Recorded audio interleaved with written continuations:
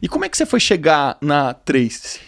Trace? Na Trace. Eu acho que é tudo conectado, né, Marcelo? Eu acho que eu no hospital, eu estava muito consciente em relação a me conectar, que é aquilo que eu falei lá no começo da conversa, né? Que a gente, quando entra nas espirais, é uma opção.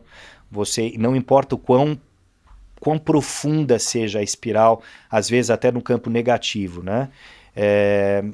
Você consciente que você pode sair, isso te dá uma força enorme. Então eu estava inchado, com a cabeça raspada, com 80 grampos de tudo quanto é lado, mas eu tirei aquele momento para refletir sobre a vida que eu queria construir, né? E o futuro que eu queria projetar depois de tudo que eu vivi. E foi no hospital que eu tomei algumas decisões muito importantes que meio que abriram, e aí que eu acho que está tudo conectado, né? Em todos os passos que a gente dá na vida, mas eu me inscrevi na Maratona de Chicago. A Maratona de Chicago serviu como você que é esportista sabe bem da importância que o esporte tem nessa conexão mente e corpo, e meio que na quadrinidade, né, que a gente tem, que forma o ser humano, né, mente, o lado emocional, o lado racional, corpo, essa conexão mente e corpo ela é muito importante para permitir dar espaço para o nosso espírito, que é quem meio que define a nossa vida e o nosso ser, né?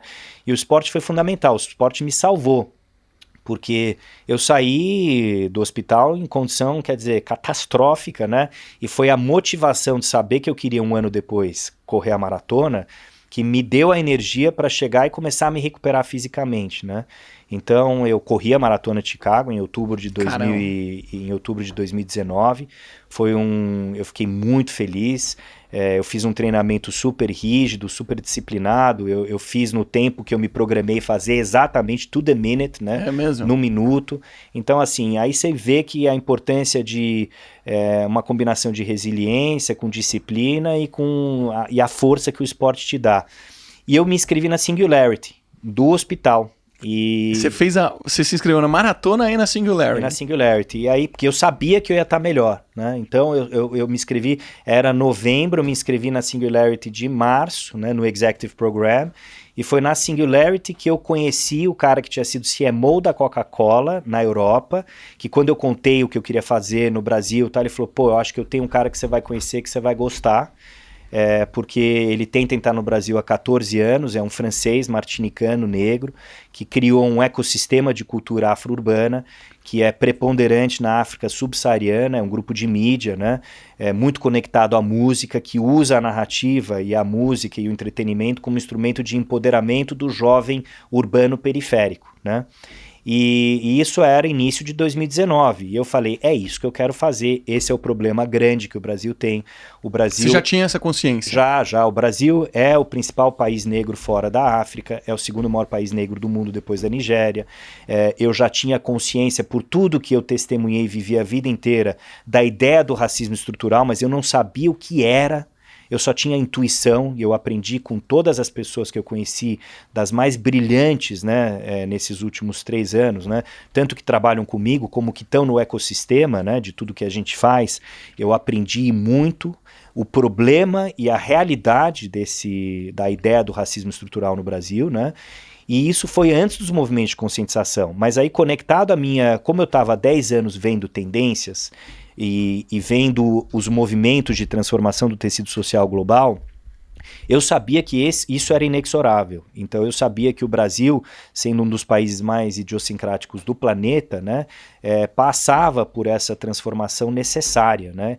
E quando a gente fala da negritude brasileira, quando a gente fala da raiz brasileira, isso é o Brasil, né?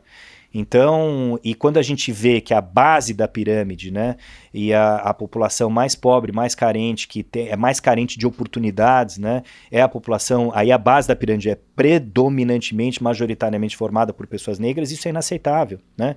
E aí vem muito essa questão da consciência do privilégio e do acesso que eu a vida inteira tive e que por sua vez criou as oportunidades do meu caminho.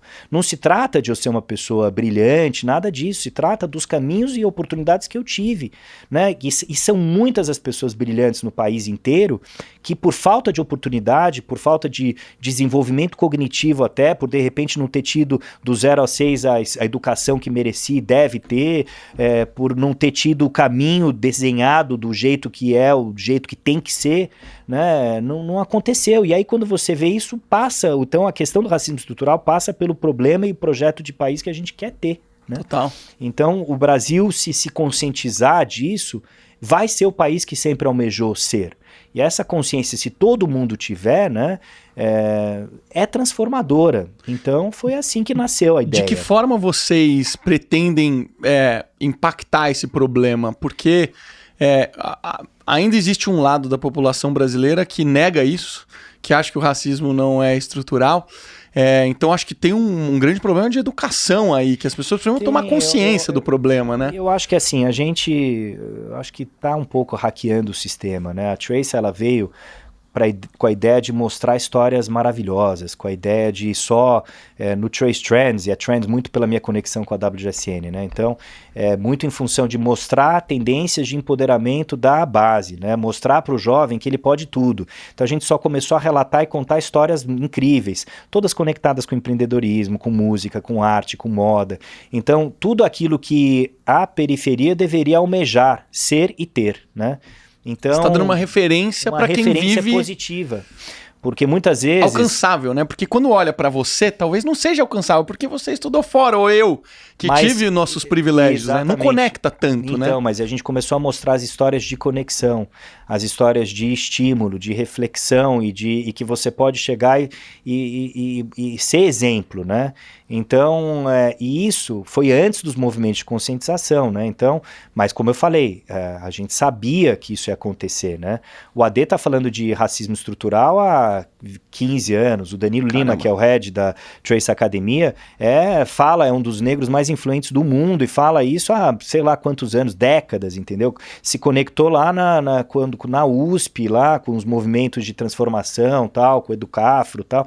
Então, a gente tinha um conjunto de pessoas que enxergava que o problema, né, e a solução passava por a gente abraçar isso de forma consciente e de forma contundente, né, principalmente. Então, e aí acabou legitimando até essa ponte, porque independente de eu ser branco, de ser numa empresa negra... O que é muito impressionante, né? Você deve ser um cara muito humano para você ter conseguido entrar numa empresa... Mas isso prova, né, Marcelo, que aquilo volta à tese da liderança humana. A Trace me provou, e era o que eu provei na WGSN. Quando eu ia para a China, cara, eu conectava da mesma forma que eu conectava na Índia, na Colômbia, na Alemanha, independente de protocolos. Eu não seguia um protocolo diplomático. Na Trace, eu fui aprendendo consciente, eu fui muito humilde em aprender o problema, né, e de buscar juntos as soluções, mas eu nunca fui o dono da razão, pelo contrário, foi tudo dividido com o grupo, com o ecossistema como um todo, tudo, as ideias, o ser humano é muito criativo, né, e a gente trabalhar em conjunto é muito mais poderoso. Então eu provei de novo uma tese que eu segui intuitivamente, mas que agora eu estudo cientificamente, porque de fato tem um impacto enorme, né? Quando a gente enxerga, né, que as organizações são vivas, que a liderança humana conecta, com um propósito, que o propósito existe quando as pessoas elas estão lá, quer dizer, com uma missão conectada ao seu espírito e tal. Então...